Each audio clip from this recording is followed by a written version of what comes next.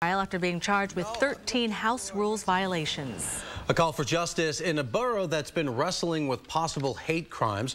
A group of Staten Island residents took to the streets for a marathon of demonstrations. As CBS 2's Dave Carlin tells us, they were led by one of the victims.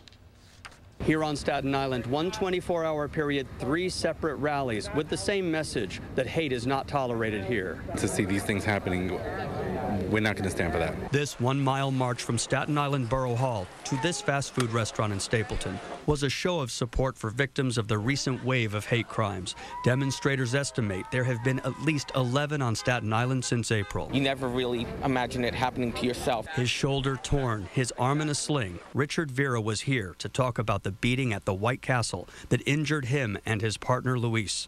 The July 7th crime was captured on this grainy surveillance video. We ordered our food, we sat down to have dinner, and the 3 individuals came in. They walked up to our table and just used a slur, an inappropriate slur. The individual walked away, came back, and punched my partner in the side of the head for no reason. The beating continued outside. The suspects are on the loose. These crimes are being committed by a very, very small population of ignorant, fearful, barbaric monsters. While gays were the victims in the one case, the other bias crimes were described as unprovoked assaults on Mexican immigrants. It's not a gay issue, it's not a Latino issue, it's a human issue. NYPD boosted patrols, but these concerned citizens say it is also up to them to be visible and vocal. Thank God no one has been killed yet, but we're not going to wait for that point to happen. More events are planned, some on streets, others in classrooms and in workplaces, to show everyone a united, tolerant Staten Island.